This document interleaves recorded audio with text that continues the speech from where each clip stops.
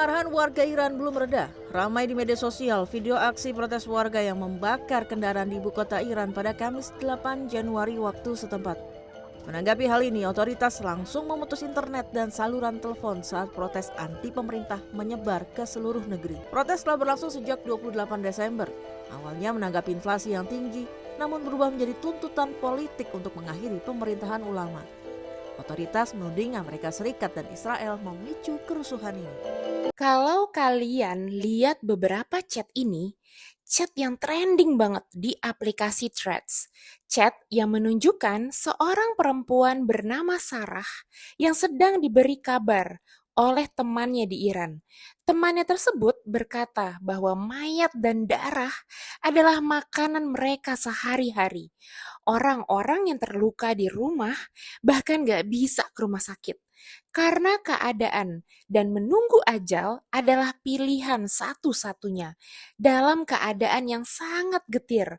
Dan temannya tersebut berkata bahwa apa yang mereka lihat di berita itu sudah disaring karena aslinya jauh lebih parah daripada itu. Dan inilah ramalan Benix guys. Bahwa apa? Sebentar lagi teman-teman akan melihat kejadian yang ada di Iran. Porak-poranda lah. Demonstrasi di mana-mana. Rakyat saling bunuh satu sama lain. Rakyat gak percaya negara. Rakyat gak percaya pemerintah. Rakyat gak percaya militer. Saling bunuh lah mereka. Teman-teman akan jadi saksi. Itu juga akan berlaku di Amerika Serikat. Akan makin banyak gesekan sesama penduduk sipil. Rakyat sipil, ormas-ormas, militer, tentara, polisi, warga, mahasiswa akan makin banyak yang saling bunuh satu sama lain. Demonstrasi akan makin banyak di Amerika Serikat. Kenapa? Karena hari ini utang Amerika Serikat sudah mencapai all time high. Titik tertingginya. Teman-teman tahu hari ini utang Amerika Serikat itu sudah 38 triliun dolar. 38 triliun dolar. 38 triliun dolar itu setara 640 ribu triliun rupiah. Oke, sebenarnya apa yang terjadi di Iran? Mari kita tarik nafas dalam-dalam dan kita mulai inti ceritanya. Kalau hari ini kamu masih bisa nyalain lampu, beli BBM, dan scroll berita dengan tenang, coba deh berhenti sebentar aja. Karena di belahan dunia lain, sebuah negara besar sedang berada di titik genting. Ya, Iran. Mata uangnya jatuh. Ekonominya tercekik. Rakyatnya bahkan turun ke jalan. Belum lagi Amerika Serikat mulai ikut masuk dalam permainan. Ini bukan cuma cerita tentang protes di negara jauh. Ini tentang harga minyak dunia, tentang nilai rupiah, dan tentang isu yang bikin banyak orang panik, yaitu soal benarkah dunia bisa gelap sampai 7 hari? Nah, pertanyaannya sekarang adalah seberapa besar sih krisis ini? Terus apa kabar dengan Indonesia? Kira-kira kalau krisis ini membesar, apakah Indonesia benar-benar aman? Karena krisis hari ini bukan lagi soal satu negara. Ini soal rantai ekonomi global, soal harga energi, soal nilai rupiah, dan soal seberapa siap kita menghadapi dunia yang makin gak stabil. Slow, pelan-pelan aja ya, tapi ya sambil siap-siap juga. Karena kenyataannya mungkin lebih dekat daripada yang kamu kira. Sebelum aku lanjut, boleh nggak kalian tekan like dan subscribe? Biar tim kita tuh tambah semangat buat ngonten. Makasih guys, yuk lanjut. Next versi B, mengungkap fakta secara nyata.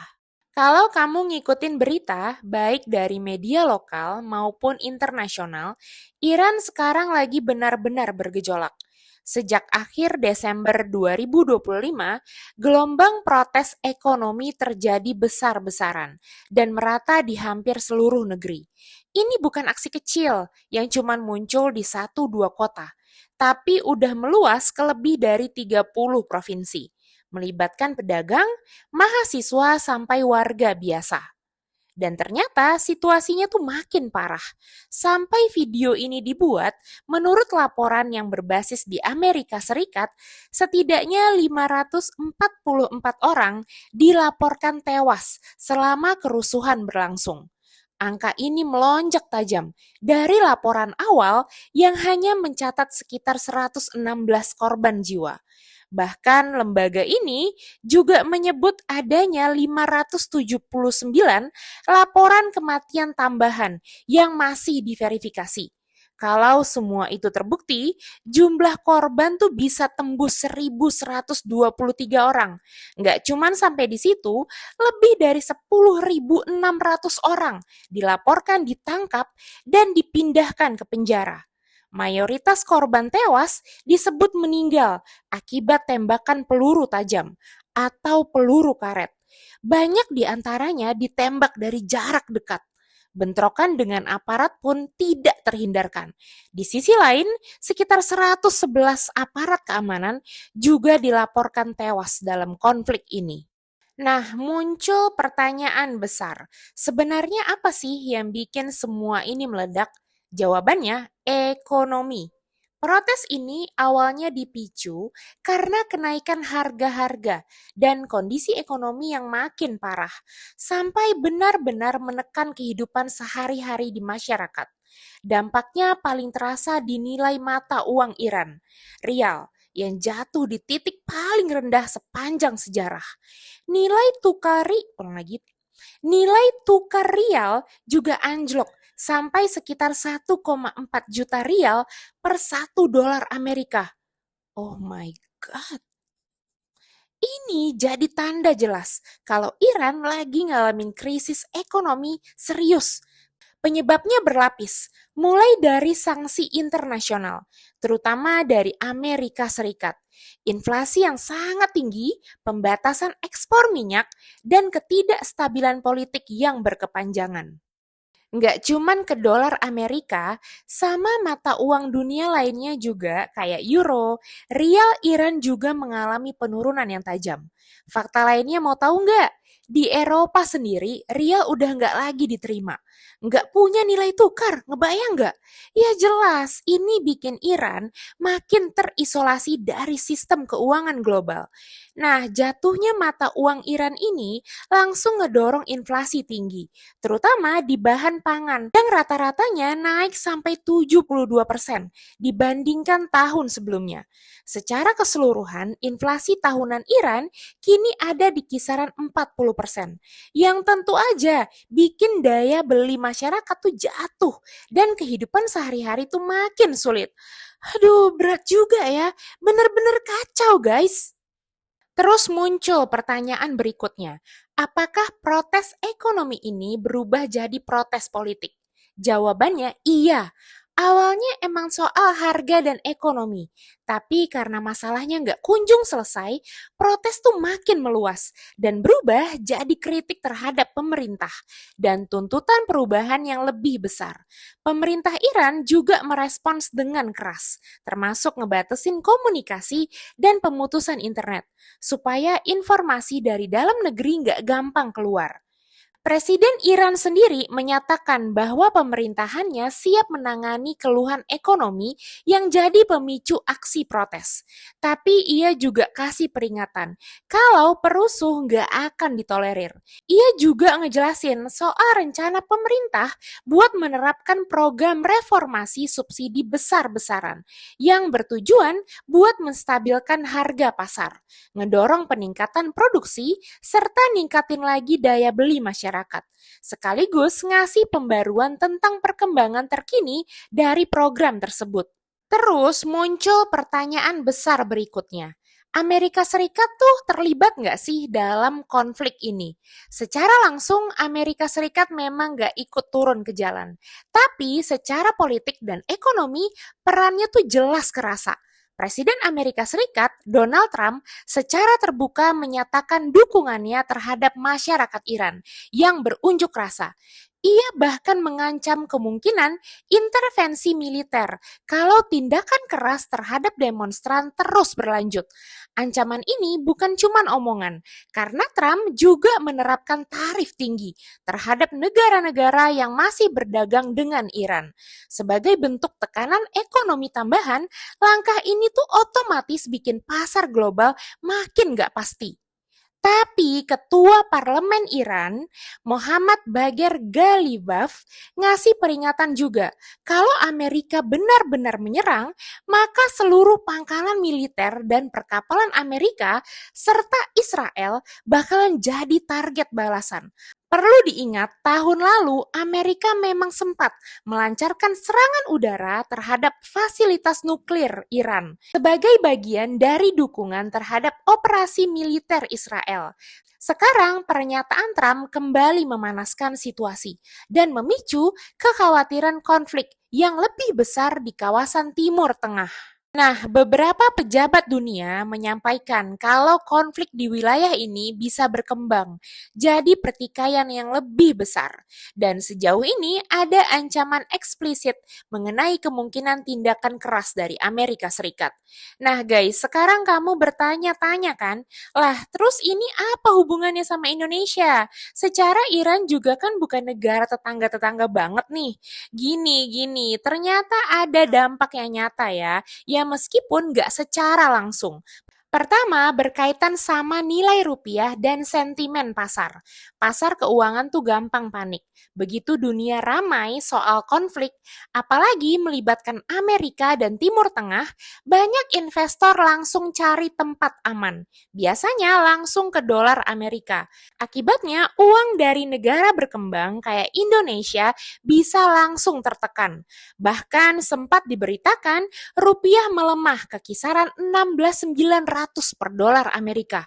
Gila, hampir 17.000 loh dolar kita sekarang.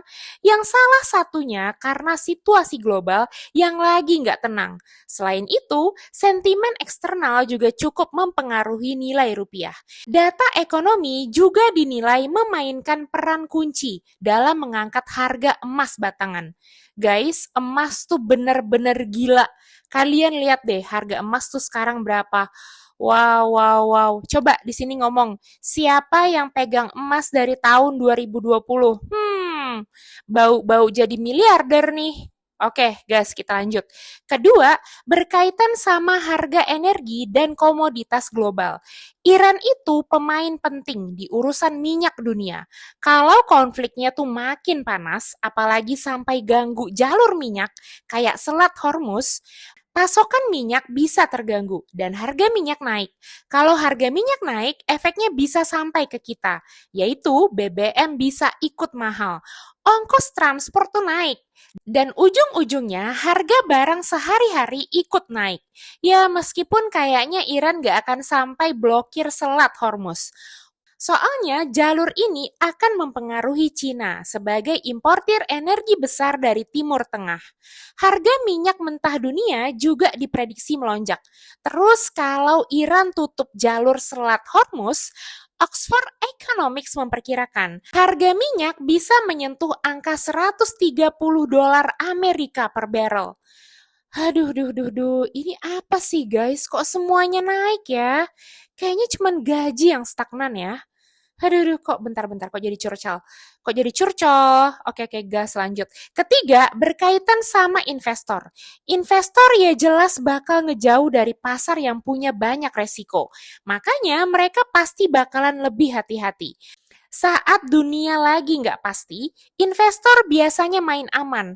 Uang ditarik dulu dari pasar yang dianggap beresiko, termasuk pasar saham negara berkembang kayak Indonesia. Dampaknya, indeks harga saham gabungan bisa naik turun lebih tajam, dan suasana pasar jadi lebih sensitif dari biasanya. Di samping kerusuhan yang terjadi, ada juga isu yang sempat viral di media sosial. Katanya, lampu bakal mati 7 hari karena krisis global ini. Tapi kita harus bisa bedain nih antara internet blackout sama mati lampu total. Gini, internet blackout di Iran memang terjadi dalam beberapa protes sebelumnya. Dan itu merupakan bentuk kontrol komunikasi, bukan pemadaman listrik nasional yang panjang. Sifatnya lokal atau periodik, bukan mati lampu total nasional selama 7 hari. Dan untuk di Indonesia sendiri nggak ada tuh pengumuman resmi kalau kita akan mengalami pemadaman listrik global selama seminggu penuh. Sistem kelistrikan nasional jauh lebih terstruktur dan memiliki cadangan serta protokol untuk menghindari blackout total panjang. So, slow ya guys, jangan panik, tarik nafas, buang nafas, oke? Aman ya, jangan panik. Dunia memang lagi nggak baik-baik aja, tapi panik juga nggak bikin kita lebih siap. Yang bikin kita kuat adalah paham apa yang sedang terjadi. Jadi tugas kita hari ini bukan takut, tapi melek informasi, tetap kritis, dan nggak gampang digiring narasi. Nah, pertanyaannya sekarang, selama ini kita ngerasa aman, tapi apa kita benar-benar siap kalau dunia udah mulai nggak stabil? Citra dari Mix Versi B pamit undur diri.